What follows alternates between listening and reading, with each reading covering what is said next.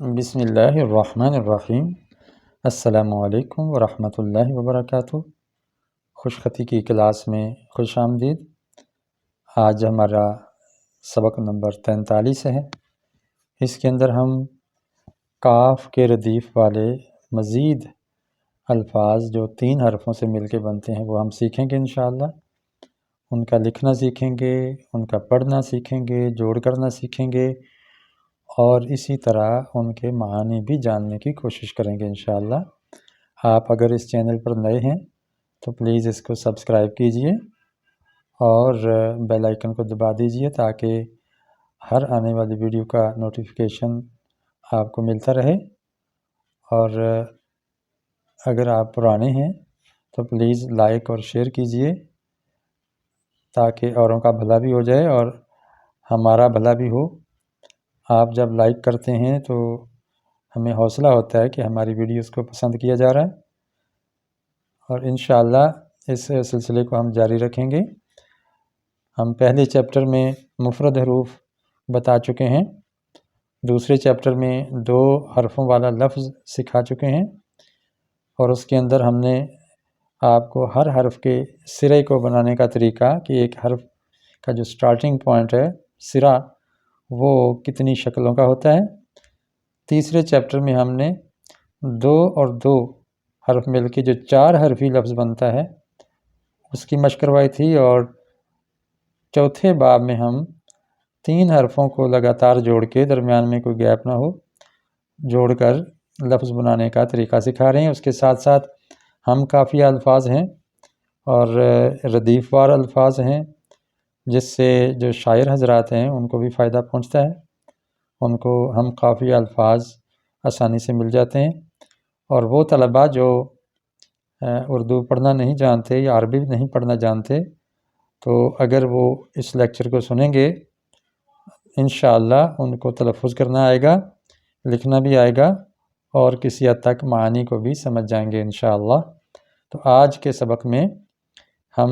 کاف والی مزید مشق کر رہے ہیں، لیکن پچھلے کاف کی مشق سے ذرا مختلف یہ بات ہے کہ اس کے اندر جتنے الفاظ آئیں گے وہ اس وزن پر ہوں گے، فا پیش فو، عین زبر لام ال، یا لام 2 پیش لن، فعالن، فعالن کے وزن پر ہوں گے، فعالن، فعالن یعنی پہلے پیش پھر زبر اور پھر 2 پیش۔ پچھلے سبق میں بھی کچھ مشق اس میں گزر چکی ہے، لیکن وہ تقریباً سارے ہی عربی زبان کے الفاظ تھے۔ آج ہم خالص اردو زبان کے الفاظ یا ہندی کہہ لیں، ہندی زبان کے، سنسکرت زبان کے الفاظ کی مشق کریں گے جو ہمارے عام بول چال میں آتے ہیں۔ بسم اللہ۔ الف پیش او، دھے، دھے، دال نہیں دھے، دھے میں بھاری حرف ہوگا دھا، دھے زبر دھا، اور دھے زبر رے دھر، ادھر، ادھر، الف ایک حرف ہے، دھا دوسرا حرف ہے، اور رے تیسرا حرف ہے، یہ مل کے 3 حرفی لفظ بن گیا ادھر، فعل کے وزن پر، فعل، ادھر، ادھر کا معنی وہاں، اس طرف۔ آگے سو، سین پہ سو، دھے یہ بن گئی، اور نیچے اس کے رے لکیر سے نیچے اتر جائے گی، سو دھر۔ یاد رکھیں کہ دال سے پیچھے والا حرف لکیر سے جڑتا ہے لازمی، اگر نہ جڑا تو وہ رے کی شکل بن جائے گی۔ دال جب جڑ کے آتا ہے چونکہ وہ رے کی شکل کا ہوتا ہے، اس لیے رے اور دال میں فرق کرنے کے لیے طریقہ یہ ہے کہ دال سے پیچھے جب رے حرف جوڑیں تو وہ لکیر کے ساتھ جڑا ہوا ہو، سدھر، اور اس کا جوڑ اس رے کی کمر میں لگائیں تو یہ دال بن جائے گا، سدھر۔ لام پیش لو، ڑھے، یہ بن گئی ڑھے، اور کاف، لڑک، لڑک جانا یعنی اوپر سے نیچے پھسلتے ہوئے گرتے پڑتے نیچے اترنا، اس کو کہتے ہیں لڑکنا۔ پلٹتے ہوئے کروٹیں بدلتے ہوئے نیچے کی طرف جانے کو کہتے ہیں لڑکنا۔ کمک، کاف پیش کو، میم زبر اور کاف کی گردن اونچی کر کے کش اوپر سے نیچے کو لائیں گے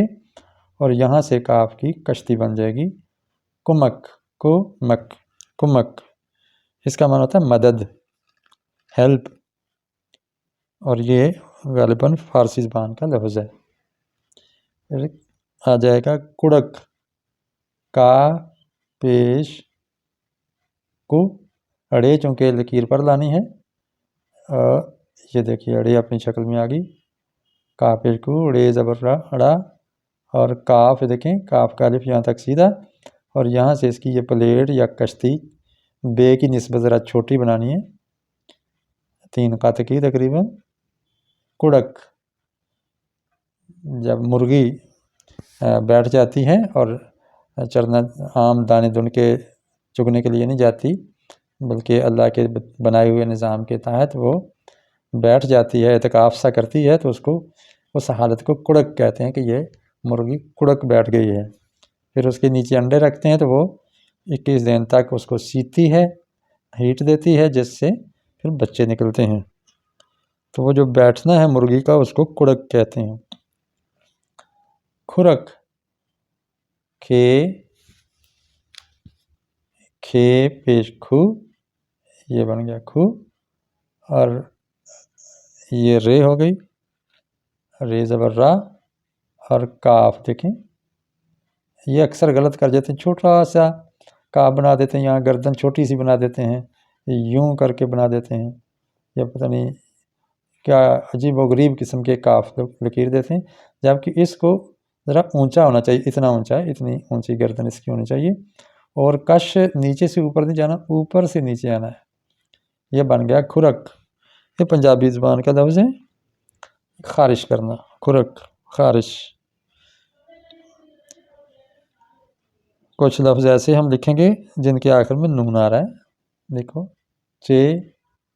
پیش چو، بھے، چے پیش چو، بھے باری حرف ہو گیا، اور یہ نون اب ہم نے بہت اوپر سے شروع کیا چونکہ دائرے والے حرف کو پوری جگہ چاہیے، نیچے والی 3 سطریں، یہاں تک نون کی جو الف ہے وہ سیدھی آتی ہے اور یہاں سے گلائی شروع ہو جاتی ہے